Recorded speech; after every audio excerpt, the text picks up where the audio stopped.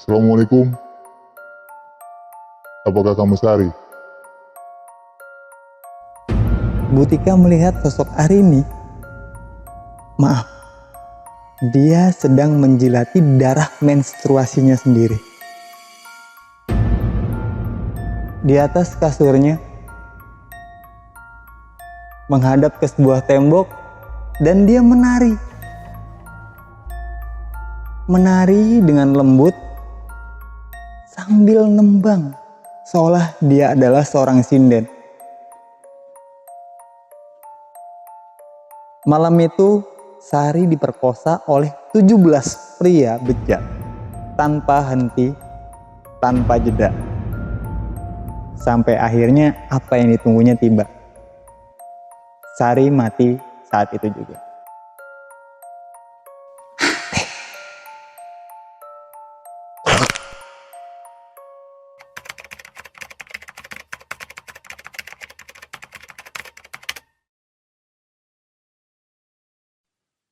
Bismillahirrahmanirrahim. Assalamualaikum warahmatullahi wabarakatuh.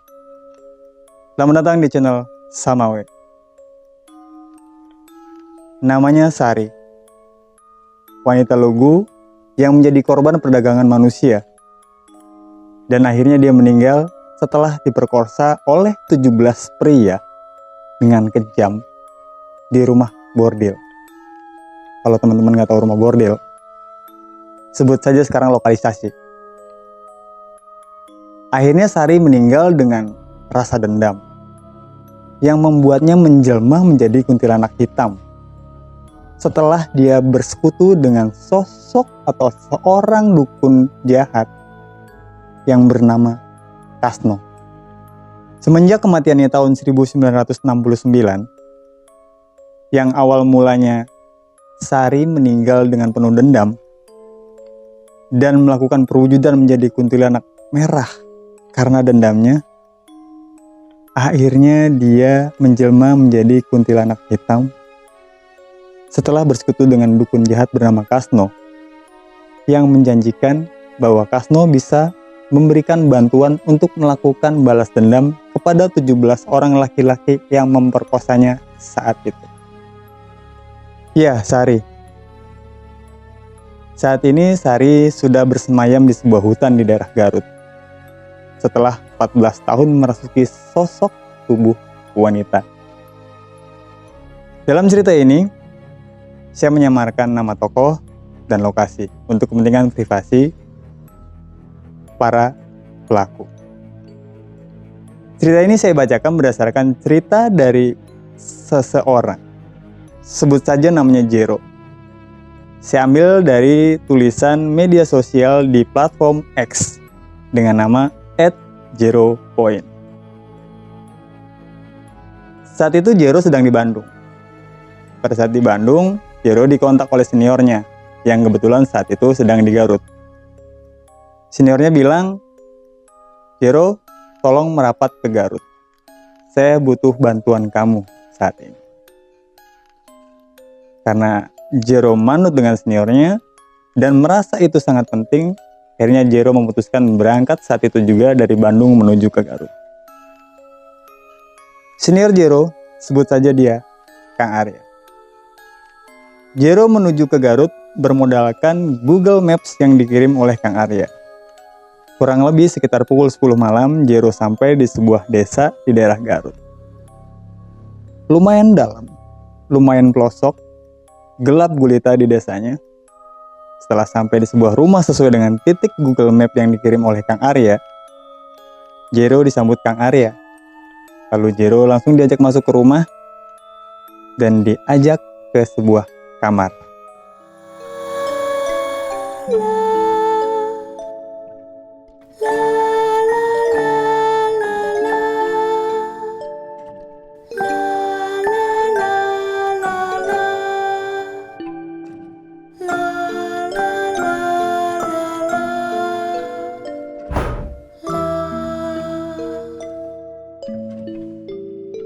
Seorang anak perempuan, sebut aja namanya Arini, dengan muka yang kusam, bibirnya pucat, pakaiannya lusuh, dia terpasung dan terikat.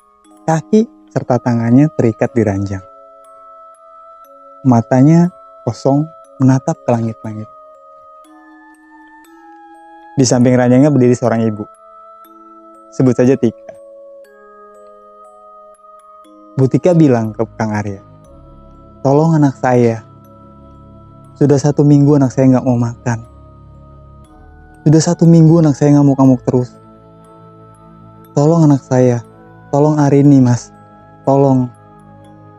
Saat Bu Tika itu minta tolong atau menggenggam tangan Kang Arya untuk minta tolong, Arini saat itu juga tidak memandang Kang Arya ataupun tidak memandang Jero yang baru datang. Tatapan dia tetap kosong ke arah langit-langit kamarnya. Dan Kang Arya bilang, "Sabar Bu, sabar. Semua pasti ada jalan keluarnya." Jero tetap bingung sebenarnya apa yang terjadi. Karena sepanjang jalan, Kang Arya pun belum pernah ngomong sebenarnya apa yang terjadi di rumah tersebut. Akhirnya mereka memutuskan untuk keluar dari kamar untuk berbicara lebih intens. Jero, Kang Arya, dan Ibu Tika ngobrol di ruang tamu. Bu Tika menyampaikan ke Kang Arya dan Jero bahwa anaknya, Arini, sudah kesurupan atau ketempelan selama 14 tahun. 14 tahun bayangin teman-teman. Seorang anak yang kesurupan selama 14 tahun. Ibu Tika bilang, selama 14 tahun bukan tanpa usaha, bukan tanpa mencoba untuk berobat secara mungkin terapi atau ke rumah sakit, semua cara sudah dilakukan, bahkan mungkin pergi ke luar kota atau keluar pulau. Tapi hasilnya pun tidak ada. Arini tetap menjadi Arini yang sering kali kesurupan. Bahkan 1 minggu terakhir dia tidak makan sama sekali. Akhirnya Kang Arya bertanya pelan ke Bu Tika. "Bu Tika, nggak usah buru-buru." Bu Tika bercerita, "Saya dan Jero belum tahu banyak tentang Arini sebenarnya. Tolong Bu Tika ceritakan, apa sih sebenarnya yang terjadi sama Arini?" Dari sinilah Jero dan Kang Arya tahu ceritanya. Bu Tika menjelaskan, pada saat sekolah dasar atau Arini waktu itu masih SD, Arini kerap kali marah-marah, kerap kali tertawa menyeringai, kerap kali wajah mungilnya itu berubah menjadi tua seperti layaknya seorang nenek. Dan kerap kali dia berlaku kasar pada teman-temannya. Arini tidak ragu untuk melakukan kekerasan pada teman-temannya, bahkan melawan guru. Sampai ada satu hal atau kejadian yang sangat memilukan, bahwa Arini berani menusuk temannya atau menusuk tangan temannya dengan sebuah pulpen. Sampai segitunya gitu. Tapi saat Arini ditanya sama ibunya, ya lagi-lagi Arini bilang, Arini tidak melakukan apa-apa. Arini hanya tidur. Keanehan-keanehan terus berlalu pada saat Arini sekolah dasar. Dan itu berlanjut pada saat Arini masuk ke bangku SMP. Lebih sedikit brutal. Arini tidak hanya mengganggu teman-temannya, tidak hanya berlaku kasar, tidak hanya berlaku tidak sopan, tapi dia sudah mulai mengganggu lawan jenisnya. Arini kerap kali atau makin sering tertawa melengking yang mungkin bisa dibilang hampir memecah gendang telinga siapa yang mendengar tertawanya dia. Tertawa melengking. Dan dia mengganggu lawan jenisnya tidak hanya dengan kekerasan. Bahkan dia hampir saja melakukan perbuatan asusila dengan teman laki-lakinya. Belum sempat mereka melakukan hal itu, mereka terlebih dahulu ketahuan. Pada saat anak laki-laki itu ditanya, "Kenapa kamu melakukan hal itu?" Anak itu bilang ke gurunya bahwa saya tidak bisa menolak, Bu. Saya dipaksa. Saya dipaksa oleh Arini untuk melayani dia. Kalau saya tidak melayani dia, saya dipukul. Jadi sampai teman laki-lakinya pun takut dengan Arini. Singkat cerita, terus kejadian-kejadian itu terus berlalu, terus berlanjut sampai masuk ke tingkat Arini SMA. Semakin parah lagi.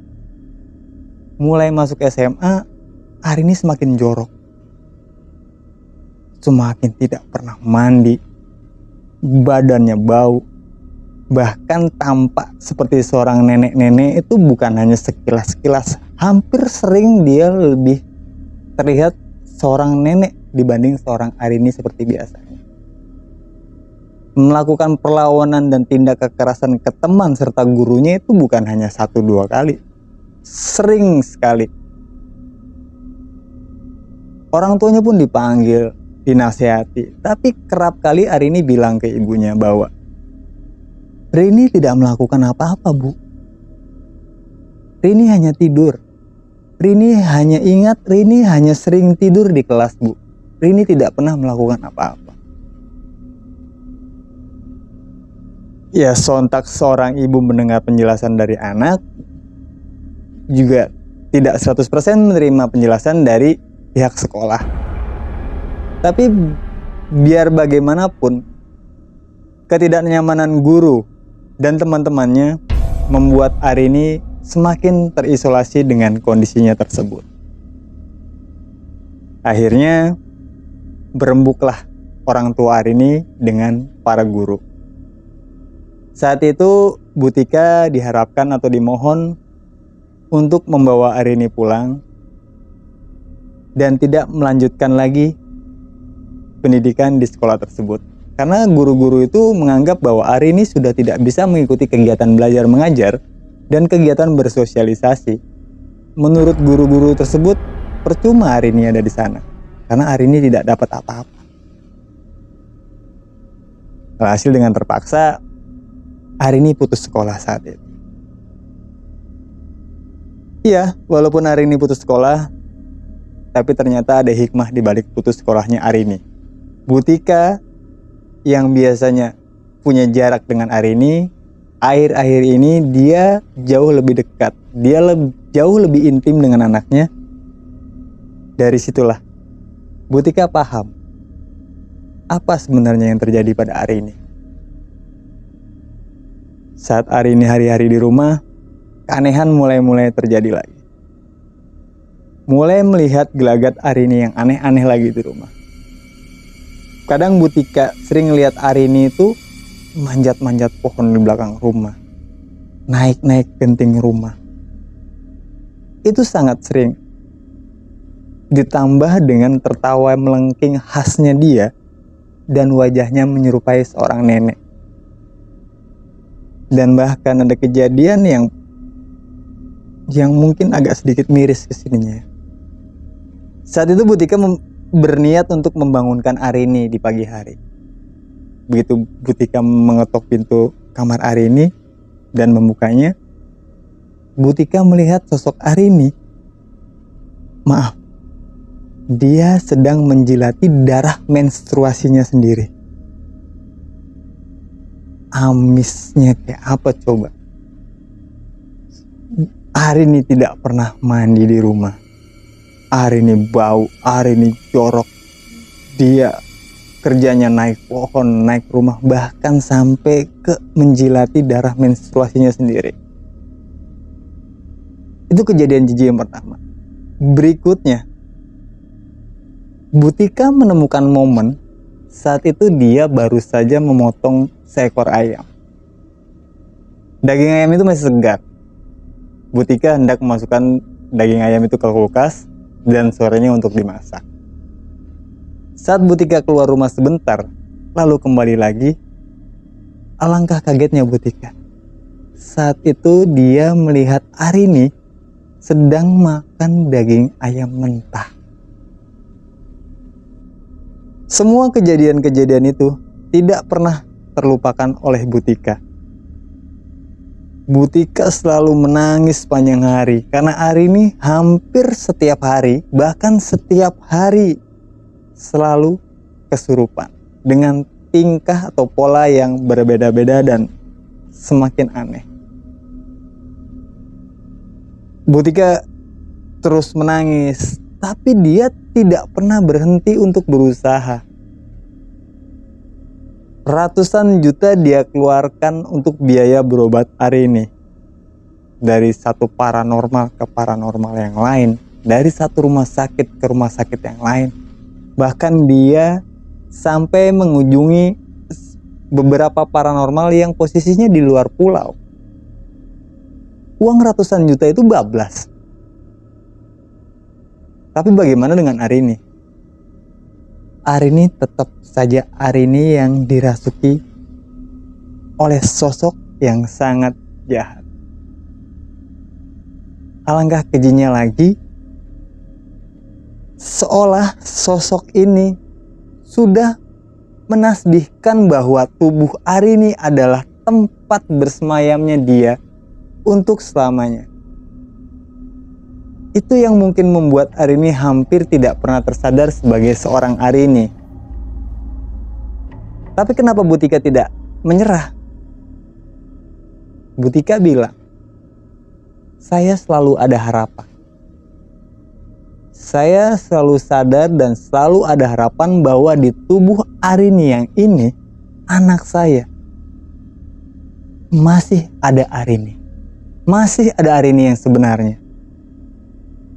Karena di satu momen ada salah satu ucapan dari Arini yang membuat Butika yakin bahwa Arini itu masih ada. Arini berucap, "Bu, selamatin Arini, Bu. Tolong, Bu. Rini sakit, Bu. Tolong, Rini capek." Lagi-lagi Butika nangis sejadi-jadinya saat menyampaikan cerita tersebut pada Kang Arya dan Jero. Kang Arya menguatkan Butika. Butika tenang. Arini masih ada dalam badannya. Hanya saja saat ini raganya diambil alih oleh makhluk lain. Sehingga Arini kehilangan kendali akan jiwanya sendiri. Terang Kang Arya. Di saat bersamaan, sayup-sayup terdengar suara Arini yang sedang bernyanyi atau nembang di dalam kamarnya. Sontak mereka bertiga langsung bergegas menuju ke kamar Arini. Alangkah kagetnya, Arini yang saat itu harusnya terpasung, tangannya terikat, kakinya terikat, tiba-tiba dia terbebas. Dia sedang berdiri di atas kasurnya, menghadap ke sebuah tembok, dan dia menari. Menari dengan lembut sambil nembang, seolah dia adalah seorang sinden. Tarian dan nyanyian dia itu memiliki energi yang lumayan kuat, sehingga membuat barang-barang yang ada dalam kamar tersebut berjatuhan. Terus Arini terus nembang, terus menari. Perlahan dia membalikan badannya ke arah mereka bertiga. Alangkah kagetnya bahwa saat itu wajah Arini terlihat seorang nenek renta dengan mata yang terlihat berlubang atau bolong, dan sekali menyeringai, tertawa melengking keras sehingga hampir saja merusak gendang telinga mereka bertiga. Lengkingan itu membuat energi yang semakin kuat dan membuat hampir semua barang-barang yang masih ada di atas jatuh ke bawah. Dari tarian tersebut, Arini juga langsung berusaha untuk naik ke atap atau naik ke langit-langit kamarnya dia. Sontak pada saat ingin naik ke langit-langit kamarnya, Arini menaiki sebuah lemari. Dan lemari itu pun rubuh, saking tidak kuatnya menahan bobot Arini saat itu. Ya mungkin karena bobotnya bukan hanya cuma Arini, tapi ada sesuatu yang jauh lebih berat di dalam tubuh Arini saat itu. Lalu Arini didekap oleh Kang Arya. Dan Kang Arya merebahkan lagi Arini di tempat tidurnya. Saat itu ada Kang Asep. Kang Asep itu adalah sosok pamannya Arini atau adiknya Butika yang kebetulan saat itu sedang tidur di rumah tersebut. Pak Asep langsung bergegas menuju kamar Arini karena mendengar kegaduhan dan sontak kaget melihat kejadian apa yang terjadi dalam kamar Arini. Lalu inisiatif Kang Asep dan Jero memegangi kaki Arini, sedangkan Kang Arya dan Butika memegangi tangannya. Arini tidak berkutik, tapi tembangnya masih tetap dilantunkan.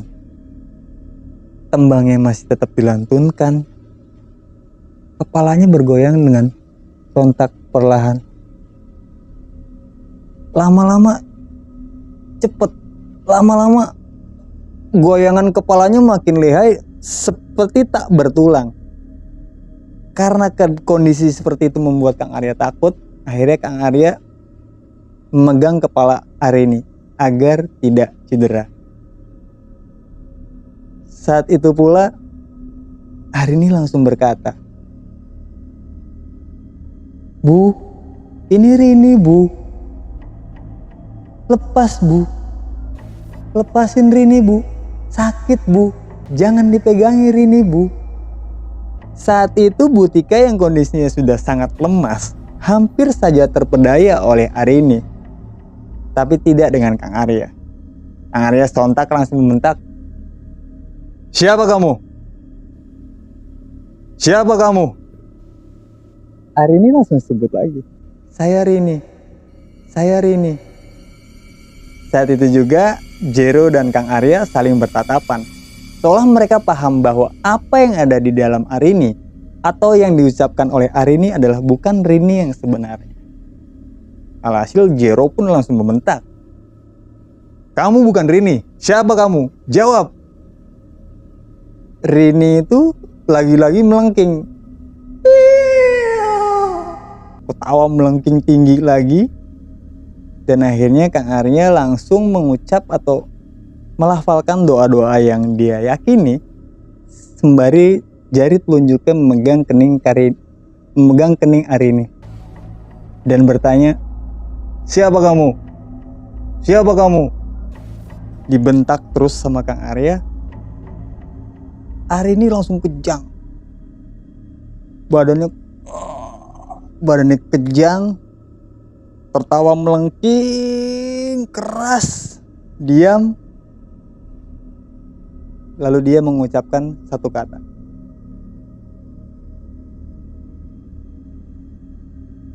"Sare."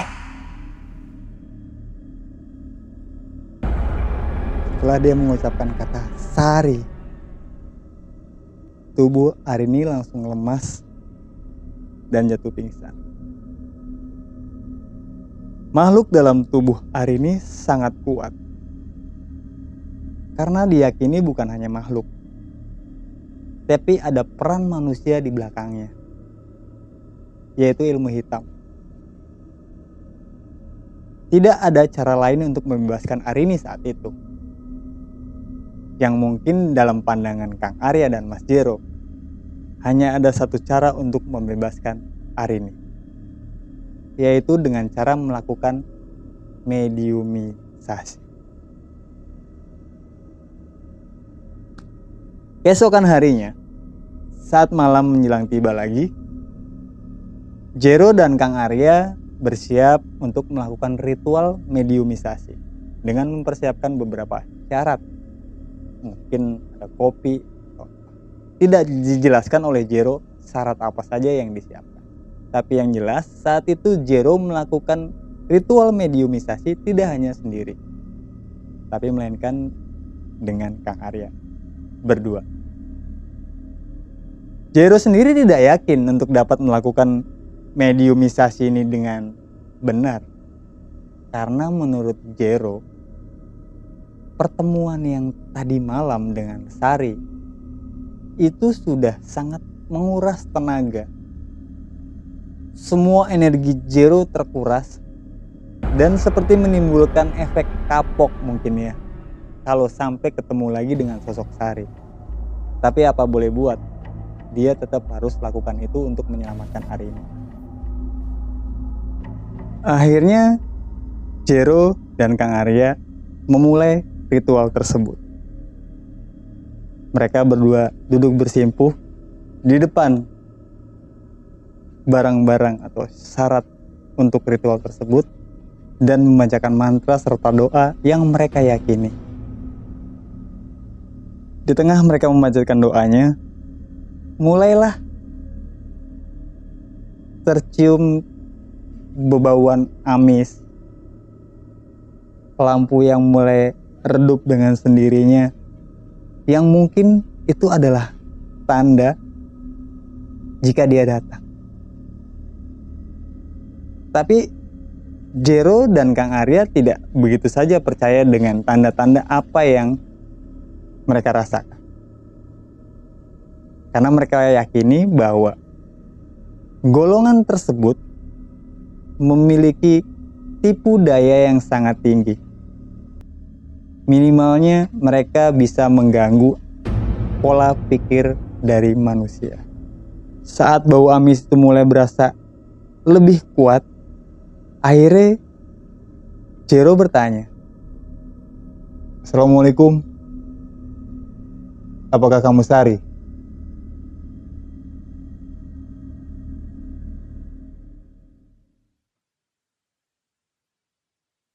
Hening, dan tiba-tiba mereka terflashback masuk dalam sebuah kisah yang ditampilkan dalam pandangan Jero dan Kang Arya. Saat itu kembali pada tahun 1969.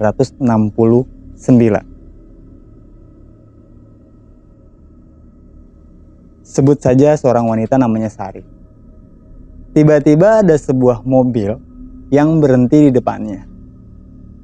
Turun sosok laki-laki yang berpakaian rapih dan berwibawa, dan menawarkan Sari untuk ikut ke kota untuk menjadi penyanyi. Sari yang saat itu sangat memimpikan untuk menjadi seorang biduan, tetapi letak rumahnya jauh di daerah, sangat bersemangat. Karena Sari juga melihat di dalam mobilnya banyak wanita-wanita yang mungkin juga sama senasib atau satu impian dengan Sari yang ingin juga menjadi penyanyi. Sari menilai bahwa orang tersebut adalah salah satu mungkin pemandu bakat lokal untuk mencari bibit-bibit penyanyi dari desa-desa untuk dibawa ke kota. Singkat cerita, Sari ikut masuk ke dalam mobil tersebut dan melakukan perjalanan menuju ke sebuah kota di Garut. Kurang lebih perjalanan 2 jam, sampailah rombongan mereka ke sebuah bangunan yang saat itu atau pada zamannya lumayan cukup megah dan meriah. Itulah rumah bordil. Mereka dibawa masuk dan mereka langsung diklasifikasikan atau digolong-golongkan sesuai dengan kriteria sendiri yang mereka tetapkan. Kebetulan saat itu Sari dipisahkan sendiri. Mungkin terbilang Sari adalah sosok wanita yang mungkin tercantik di sana. Akhirnya Sari dipisahkan sendiri, tidak bersamaan dengan rekan-rekan lainnya yang kurang lebih bisa 2 atau 3 orang dalam satu ruangan. Mereka masing-masing dimasukkan ke dalam ruangan tersebut. Saat Sari dalam satu ruangan, Sari bingung apa sebenarnya yang mereka hadapi atau yang Sari hadapi saat itu. Sari dan teman-temannya dipaksa untuk melepaskan pakaiannya seluruhnya tanpa ada selai benang pun yang melekat di badan mereka sama sekali. telanjang bulat. Dengan kondisi telanjang bulat, Sari ada di dalam ruangan. Dia hanya bisa menangis. Sari menangis, Sari meronta, Sari minta dibebaskan, Sari minta keluar, Sari minta pulang. Sari dengan kondisi telanjang bulat, tanpa selai benang pun yang menempel. Dia hanya duduk di dalam ruangan dan menangis. Dia meronta, dia minta dibebaskan, minta pulang, dia marah-marah. Apapun yang dia teriakan tidak digubris sama sekali oleh tuan yang berpakaian rapi tersebut atau bahkan dengan para pengawalnya. Di tengah tangisan Sari, pintu ruangan tersebut terbuka. Masuk sosok laki-laki yang tampak berwibawa, yang mungkin dia adalah salah satu petinggi dari rumah bordil tersebut. Tidak lama-lama, pria tersebut langsung menyetubuhi Sari. Sari diperkosa saat itu. Sari terus marah, Sari terus meronta, walaupun Sari sambil dipukuli oleh orang tersebut. Hantaman benda-benda tumpul yang dipegang oleh laki-laki tersebut mendarat ke kepalanya. Tapi Sari tetap ngotot, Sari tetap kuat untuk melawan dia. Alhasil, laki-laki tersebut keluar dari ruangan tetap dengan wajah yang sangat marah. Dia menyampaikan ke dua anak buahnya yang berjaga di depan pintu.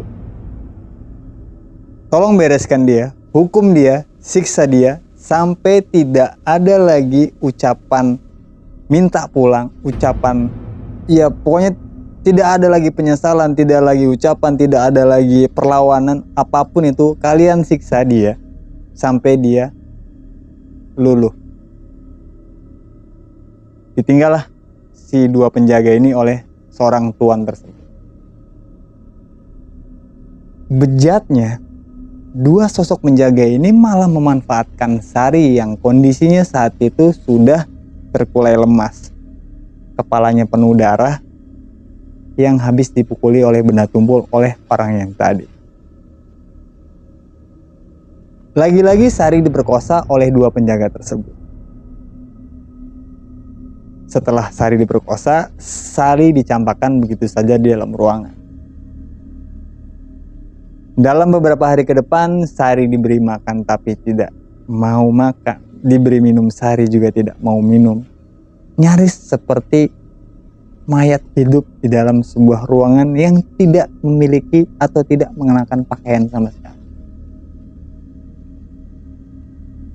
Semakin geram si pengelola rumah bordir. Akhirnya mereka menjadikan Sari sebuah objek utama dari rumah bordir tersebut untuk diadakan pertunjukan. Di suatu malam, Sari didandani seolah sebagai seorang biduan yang sangat cantik, menawan, walaupun dengan wajah yang muram, pucat karena tidak makan berhari-hari. Malam itu Sari adalah bintang dalam sebuah pesta bulanan yang diadakan rutin oleh rumah bordil tersebut.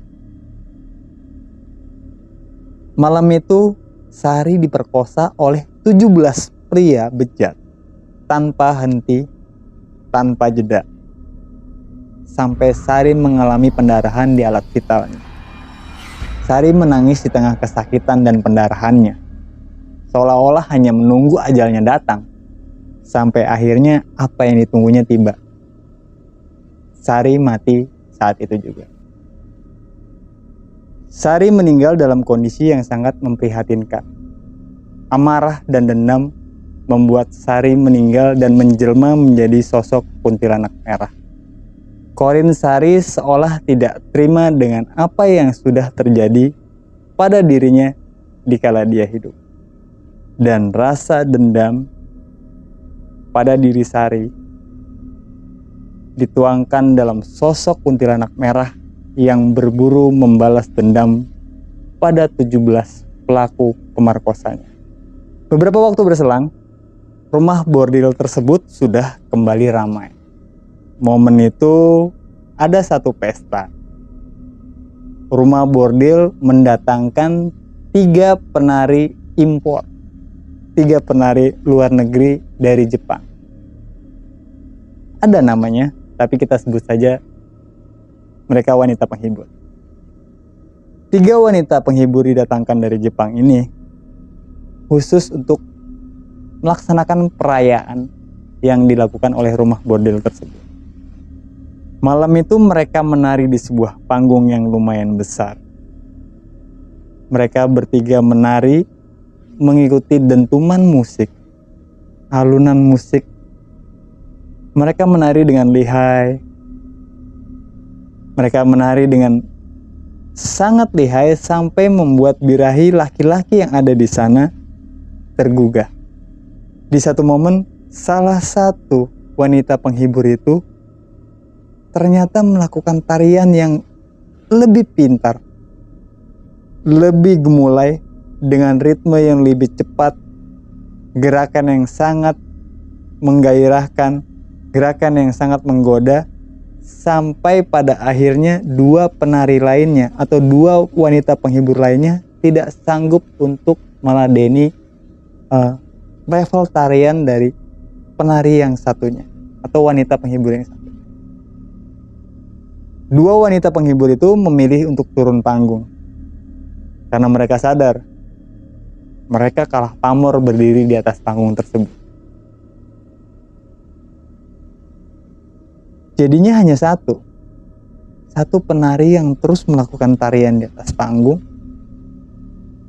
Tariannya sangat menggoda. Semua mata laki-laki di situ tertuju pada tubuh. Iya, mungkin seksi ya saat itu. Penggambarannya mungkin seksi. Lagi asiknya nari, tiba-tiba lampu semua padam. Brep. Saat semuanya padam, teriakan atau sorak-sorai rasa kesal, rasa komplain segala macam dari pengunjung terdengar sangat riuh. Lalu trap, ada semacam lampu sorot atau apapun itulah ya. Lampu itu menyorot ke sosok penari tersebut atau sosok wanita penghibur tersebut. Hanya ke dia. Hanya ada lampu itu ke dia. Lalu sorakan pengunjung itu kembali terdengar. Tepuk tangan, sorakan nakal, teriakan nakal dari si pengunjung itu terdengar dan seolah-olah menjadi irama pengiring si wanita tersebut untuk melanjutkan tariannya lagi. Dan waktunya tiba, dia mengajak salah satu pengunjung untuk naik ke atas panggung. Dia ambil selendangnya, dia mendekati bibir panggung, dia rangkul satu orang pengunjung, dia bawa naik ke atas panggung. Diajak nari bersama seorang pengunjung tersebut. Alangkah bahagianya seorang laki-laki bejat tersebut ya. Sosok penari ini menari dengan erotis. Tangannya juga ikut meraba dari tubuh laki-laki tersebut sampai hampir menyentuh alat vital laki-laki tersebut. Sang laki-laki semakin tergoda dan semakin mendekat ke wanita tersebut. Sampai akhirnya wanita ini mendekatkan mulutnya ke telinga laki-laki tersebut. Dia menciumi bagian lehernya, menciumi bagian telinganya, dan berhenti di telinga mengucapkan satu kata.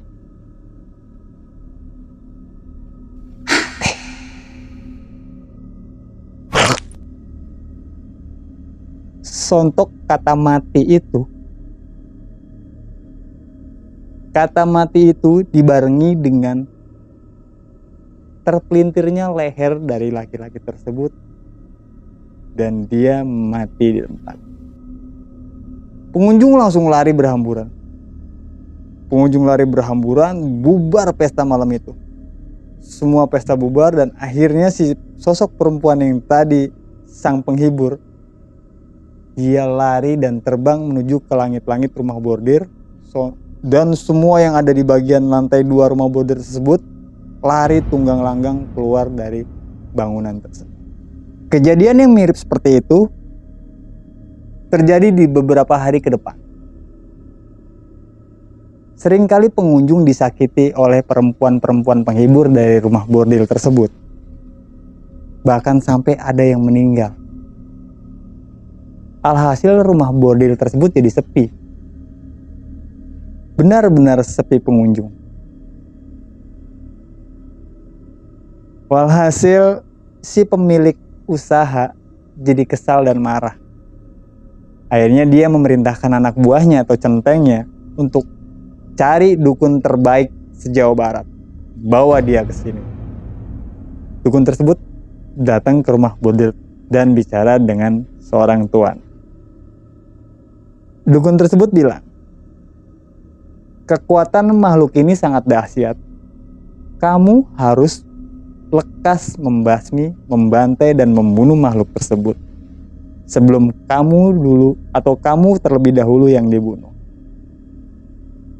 Sontak si pengusaha atau si pemilik rumah bordil ini, wah nggak bisa didiemin. Oke, beresin, bunuh dia. Bagaimanapun caranya, bunuh dia. Apapun syaratnya, saya kabulkan. Tapi yang jelas, bunuh dia. Saya tidak mau merugi dengan kondisi yang seperti ini.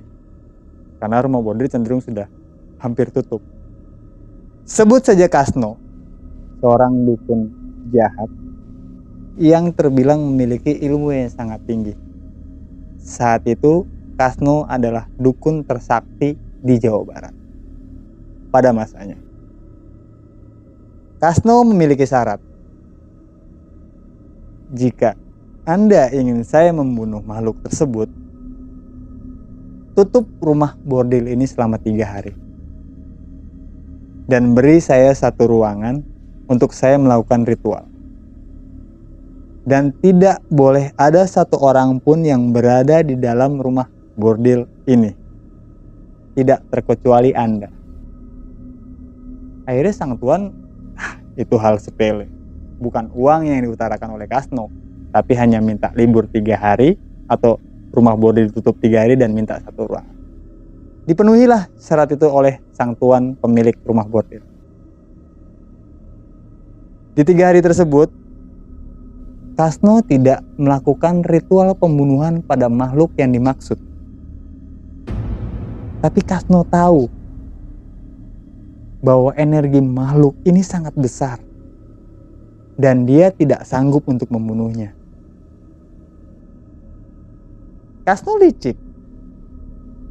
Kasno tahu bahwa jika dia membunuhnya, bisa jadi dia yang terbunuh. Tapi jika Kasno menawarkan bantuan pada dirinya atau pada makhluk tersebut, bisa jadi Kasno akan mendapatkan timbal balik. Dilakukanlah ritual pada satu ruangan. Akhirnya Kasno bertemu dengan Sari, si sosok kuntilanak merah. Kasno bilang ke Sari, "Saya tahu kamu. Saya tahu kamu. Dan saya tahu kamu." Kenapa Kasno menunjuk ke 3 arah yang berbeda?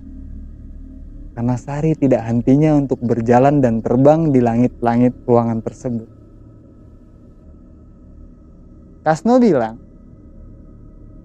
"Saya bisa membantu kamu untuk membalaskan dendam, membunuh 17 orang yang memperkosa kamu dan menyiksa kamu saat kamu hidup. Syaratnya, kamu harus pergi dari rumah bordil ini dan kamu tetap fokus untuk membunuh orang-orang yang sudah menyakiti kamu pada saat kamu hidup. Dan selama kamu melakukan pembunuhan itu, kamu harus mengabdi pada saya." mengabdi pada Kasno artinya membantu Kasno dalam menjalankan ritual ilmu-ilmu hitamnya dalam melakukan perihal santet, teluh, segala macam. Karena mungkin menurut Kasno, dengan bantuan kuntilanak tersebut, Kasno akan lebih kuat.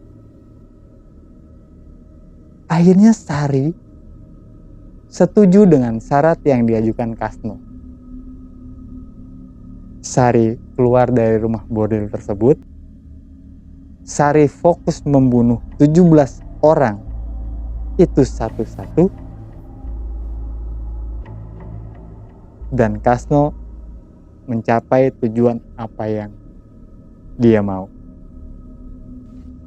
Mulai hari itu, sosok Sari yang awalnya kuntilanak merah menjelma menjadi kuntilanak hitam. Yang artinya dia memiliki kesaktian yang jauh lebih tinggi, keilmuan yang jauh lebih tinggi, kemampuan yang juga lebih tinggi. Dia jadi lebih kuat. Dia bisa membunuh manusia lewat bantuan Kasno, sang dukun jahat. Dari situlah Sari mulai membunuh orang-orang yang diincar oleh dia atau orang-orang yang pernah menyakiti dia, orang-orang yang memperkosanya saat dia hidup. Satu persatu dia bunuh. Salah satunya itu dibunuh dengan cara yang sangat kejam. Ada salah satu pelaku pemerkosa yang akhirnya dibunuh oleh Sari si kuntilanak hitam. Kepalanya digantung di sebuah kipas angin di sebuah lobi hotel di daerah Bandung di tahun 1969. Mungkin teman-teman bisa cari artikelnya.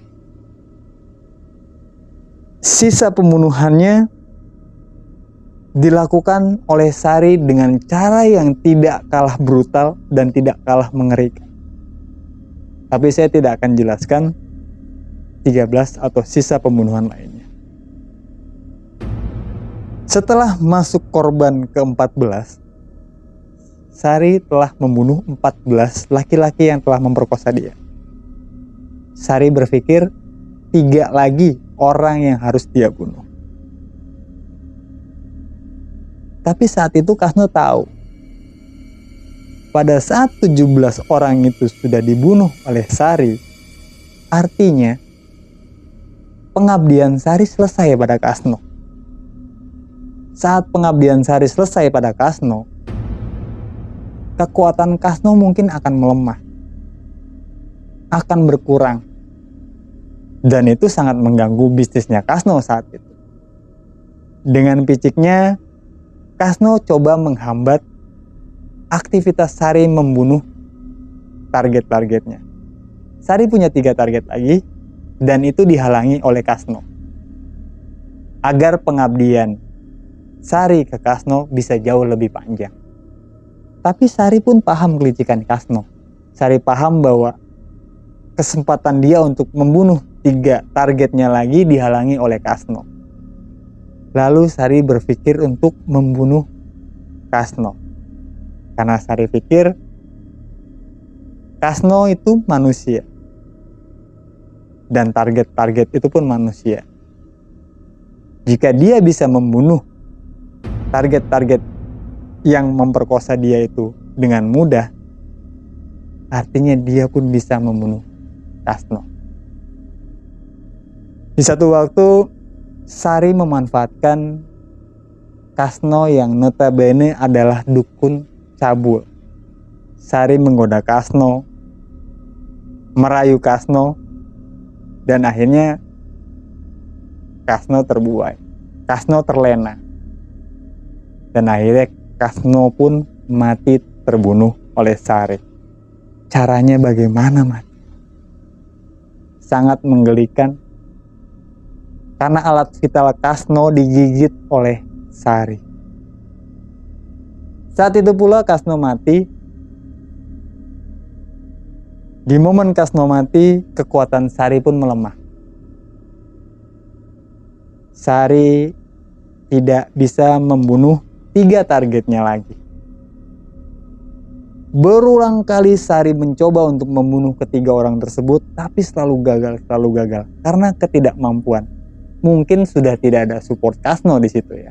Jadi gagal terus. Kegagalan Sari ini memakan waktu.